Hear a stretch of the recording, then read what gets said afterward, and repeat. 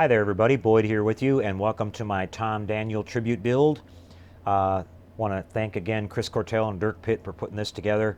Finally got a chance to work on my kit here a little bit. As you can see, I'm working on the Rommels rod, the classic Tom Daniel kit. I built one of these when I was a kid, and been having a lot of fun working on this again after probably 40 years or so or more. And as I mentioned in my introductory video on this a couple of weeks ago, I mentioned that I was going to do a little bit different version of this. I see a lot of these built where they're kind of always painted that desert tan that you see on the box art here. So I wanted to go a little bit different on it and try some, some ideas and just have some fun with it. So I went online and I looked and I saw that there were a lot of these old German staff cars that were painted in this sort of medium, like almost like a battleship gray. Some of them had like camouflage on them, some of them had just plain gray paint, so I decided to go with the gray paint. But what I wanted to do is I wanted to make it look like it was out in the desert for a long time, like it had been lost and left for dead. And we have the skeletons of Rommel himself and his driver, so we kind of had this theme where this is kind of like a ghost vehicle or something like that. So I thought it should look like it kind of came back to life, but it was still kind of worn down looking and really old. So I just did some light weathering on this. I did some light rust effects. I didn't want to make it super corroded because I didn't think it should rust very much out in the desert, but I thought if the sun bleached down on it and ate the paint off of it here and there, that it might start getting some light oxidization on the top of the hood and the fenders and some areas like that, just kind of where the paint's starting to fade off. So that's kind of what I did. I used these rust effect powders that I have in a couple different colors. I used a little bit of artist chalk to put some dust and dirt on it here and there. I'll show you the chassis first. This chassis is really easy to build. The bogies and the treads are all one piece on each side, so you just got to glue them on and paint them. So I did some weathering on the bogies and put a little bit of kind of dirt effect on the tread there. Same thing on the engine. I painted the chassis the same color as the body, and it's sort of a medium gray, but I painted the engine block and everything else a lighter shade of gray because I knew it was going to darken up a little bit when I started doing my weathering and everything on it. But just kind of give you a look at that, and just put a little bit of simulate a little bit of rust on it here and there on the frame and everything. It's not super detailed. It's but it's got enough detail where it looks all really cool when it's all together. So that's the frame. As I said, it's really easy to put that part together. We've got the body here. I've got everything ready to go. I'm just about ready to drop the body down onto the chassis now.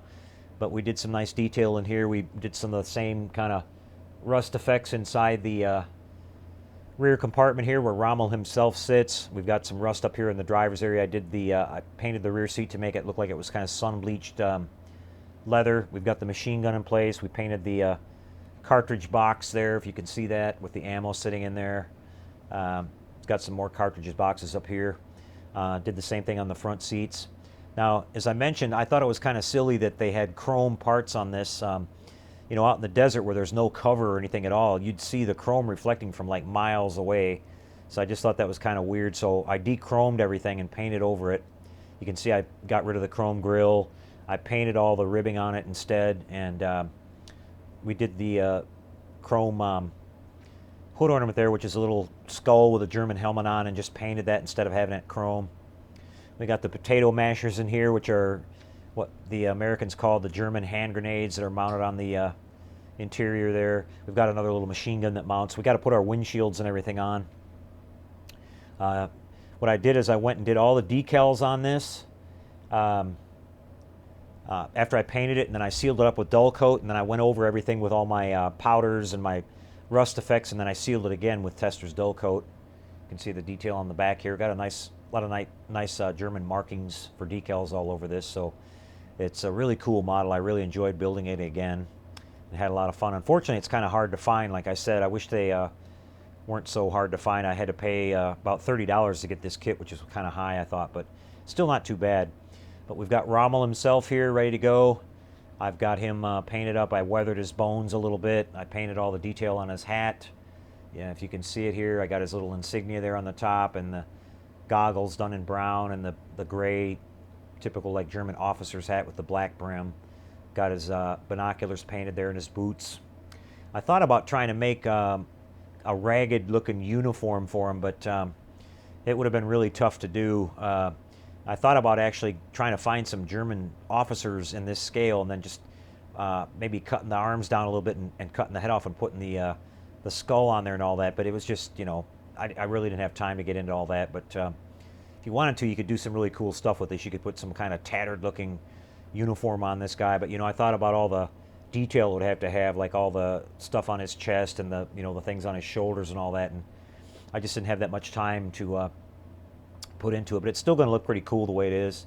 We got the driver pretty much ready to go as well. But what I've got to do is I've got to get the body mounted down onto the chassis. I've got to get the front windshield mounted in place here, and then we can drop the steering column in. I'm going to have to glue his arms in once he's sitting down in there to kind of get him lined up properly on the steering wheel. So I'm going to hold off and do that at the very end. But I've got all these little detail parts. Here's some more weathering we did on the top of the hood, kind of like what I was saying. I just wanted to have some light rust and kind of faded out paint. It has these cool like leather straps that hold the hood down on the old cars like they had in World War II. We got the windshield ready to go here. Got the instrument cluster in there. Now I did a little detail on this where I masked off the glass, and I just painted over it with some dull coat and dusted a little bit of dirt, you know, like powder on there to make it look like it was kind of dirty, and the windshield wipers had cleared it a little bit. You'll maybe be able to see that a little bit better once we get it all put together. So you can see I've got a few little detail parts to put together on this. So what I'm going to do now is I'm going to go ahead and get everything glued together, get it all wrapped up, get it down onto the frame, put all my little detail parts on it. We got to put a couple little flags on here on the front fenders with the decals, and then we'll come back and show you the whole model all finished up, guys. So this is going to be a short and sweet one. Okay, so hang on tight. We'll be right back and show you the model and how it turned out when it's all done, guys. Be right back. All right, everybody. Well, we're back with you again, and well, I guess about an hour and a half later or so, and I got the model all finished up. Got all the chassis put down onto the body put down onto the chassis. Got all the small little detail parts put on. I put my flag decals on and all the little things I had left to do. And here's how it turned out. I think it looks pretty cool. I like the gray. It's a little bit different. Like I said, I decided to do this a little different than you usually see this kit being built. And the theme that I wanted to have on this was that it was sort of, you know, it's supposed to be sort of a ghost vehicle with the skeletons of Rommel and his driver. So I wanted to have it kind of look like it was abandoned out in the desert for a long time. And so sitting out in the desert, I didn't think it would rust really bad. I just kind of thought maybe the sun would beat down on it and eat the paint away a little bit, but it wouldn't get like really crusty, maybe just have some surface, you know, oxidization going on the paint. So that's what I kind of tried to do here with the paint work and everything. I think it turned out pretty decent. The powders that I use, those rust powders and everything, they're really easy to put on. They work really good. And once you get them down on there the way you want, you can just put some, you know, matte finish clear over it and seal it all up, and you're good to go. So, but I just really love these old Tom Daniels kits. I want to say thanks again to Chris Cortel and Dirk Pitt for hosting this whole thing. Hope to participate again next year. There's a lot of really cool Tom Daniel kits out there to choose from. So looking forward to seeing what the other guys are doing with their builds in this tribute build, group build that we're doing here too. So, but just give you a quick look at it with all the details in place now. I love Tom Daniel designs. He was such a genius, you know, taking an old German staff car like this and turning it into this wild-looking machine. It was really a neat idea. Love the Iron Cross headlights there, and the, you know, the German soldier skull hood ornament, and, you know, the skeletons and everything. I mean, it's just a really cool idea.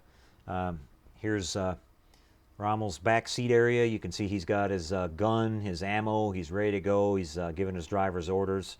You know, he's ready to get going.